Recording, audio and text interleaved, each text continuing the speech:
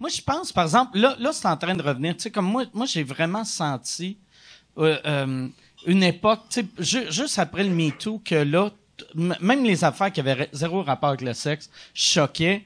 Puis moi, je le voyais quasiment tous mes numéros, les débuts de numéros. Le monde était comme, câlisse, pourquoi qu'ils parlent des musulmans? Pourquoi?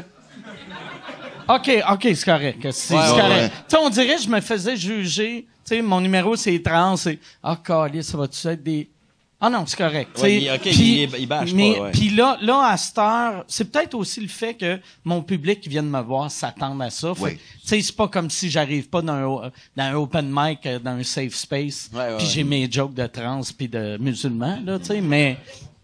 Ouais, mais t'as jamais rien fait. Moi, je l'ai vu dans le numéro. Tu parles d'un ancien ami ou quelqu'un que t'as connu qui était... Là, je suis vraiment content parce que j'ai eu... on peut pas l'annoncer, mais je l'annonce pareil parce que je suis horrible pour garder des secrets. Tu changes de sexe. Je vais... Non, mais... ça serait malade. Tu veux malade. devenir un homme. Ah ouais.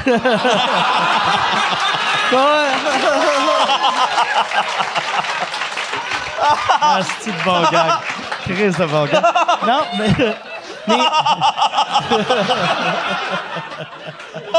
ça, on peut plus dire des jokes de même. Non, il me fait encore rire après 20 ans. C'est formidable. Non, je vais faire un show pour dans le cadre pour la fierté gay. Fait que c'est un show. Ah oui, cool. C'est juste devant des.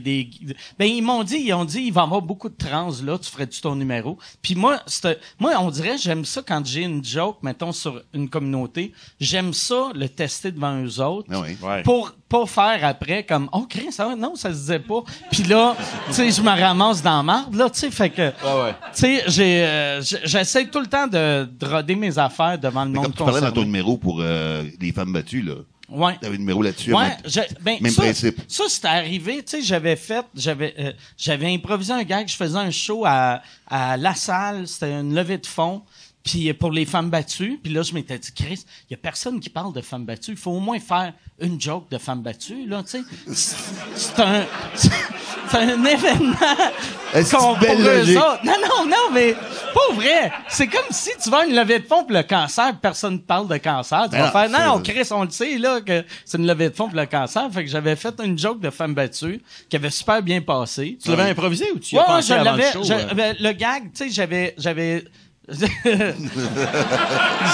j'avais pensé avant, vu que j'étais backstage, là, j'étais comme, qu'est-ce que je peux dire? Puis j'étais arrivé, puis il y avait une madame en avant, puis j'avais fait, là, c'est juste des jokes, là. C'est juste des jokes. J'espère que vous allez pas mal le prendre. J'espère que vous allez rire. Puis là, j'avais regardé en avant, puis j'avais dit, toi, t'es mieux de rire, parce que si tu ris pas, tu vas en manger une tabarnak.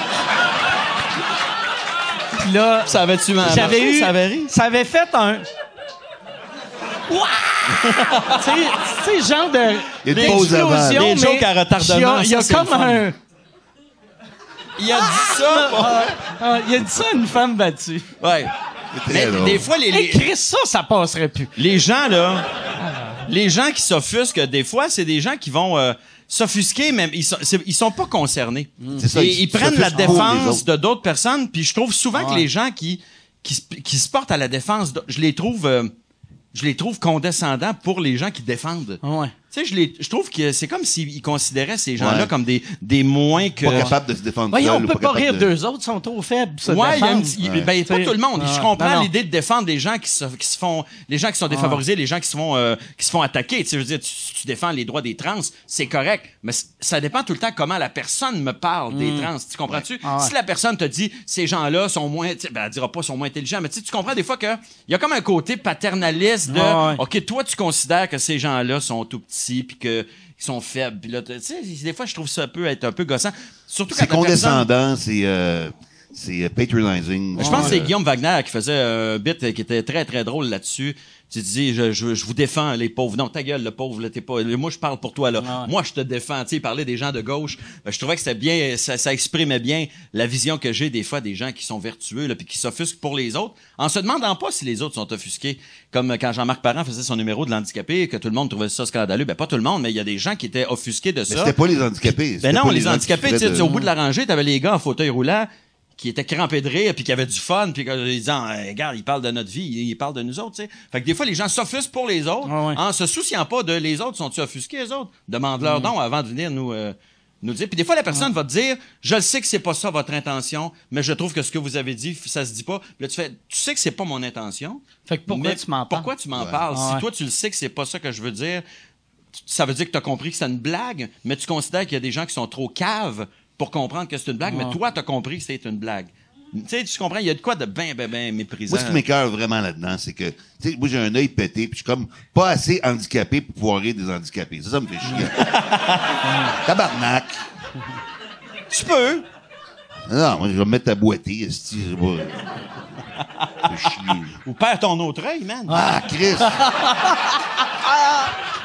T'es à un œil de pouvoir faire des jokes d'handicapés. T'es à un œil. T'es à un œil de te faire défendre par une madame. J'étais à un œil d'avoir une job pour mon chien. Ouais.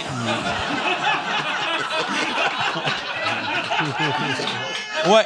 Lui, il était juste locataire. Ouais, là, il disait, ah non, là, j'ai une il job. va faire un non, tabarnak. Ah, calice.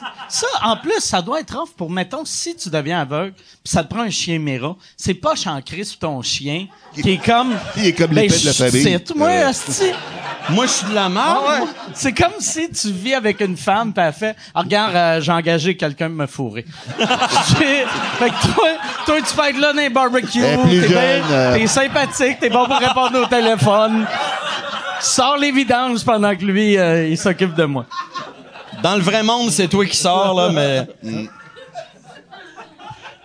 Mais j'avais écrit un gag, tu l'avais pas gardé, mais je le trouvais drôle. Moi, je disais, Sylvain, tu sais, le fait, j'avais écrit des gags avec Sylvain. Puis je disais, le fait que t'aies juste un œil, tu sais, tu fais comme plus attention à ta vue pis à tes yeux, parce que tu te dis, Chris, il me reste juste un œil. Si j'en perds un, je suis complètement aveugle, puis je me dis, c'est absurde. Il y a pas personne qui fait, moi, c'est pas grave, j'ai 2 yeux, je peux en perdre un. Ouais. Ah ouais. Va courir! Bon, le laser, oublie ça, je ferai jamais ça. Mais tu m'en as donné un qui marchait très bien, que je me sers encore des fois. C'est, pour voir le bon côté, tu sais, je suis avec d'un œil, mais c'est moins plate. Tu sais, quand je fais un aller-retour au Saguenay, en revenant, je vois l'autre bord du parc. C'est Laurent, c'est super bon. C'est un bon gag, ça. Tu vois, je me rappelais pas que c'était de moi, c'est fou. Ah ouais. Là, je suis content. Mais... Des fois, je écoute tes shows, je fais comme, ah, Chris, c'est vrai, c'est moi, ça. Je me souvenais plus. Ouais. Mais ça fait longtemps qu'on travaille ensemble, vraiment. Là, nous autres, fait comme... T'as écrit sur quoi, mes 3 derniers shows? Ouais, à peu près. Petits gars-là, pis tout. Hein. Pis t'as... Après ça, on se chiale quand le monde nous mélange.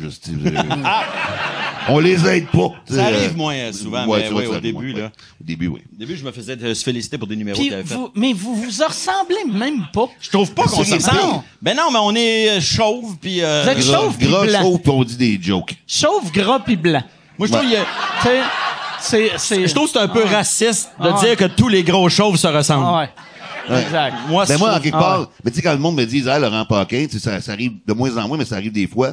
Puis je me dis, OK, moi, je veux perdre du poids. Mon objectif, c'est qu'ils me disent, hey, Rachid Badouri. Parce que, tu sais, là, je sais que j'ai mon poids santé.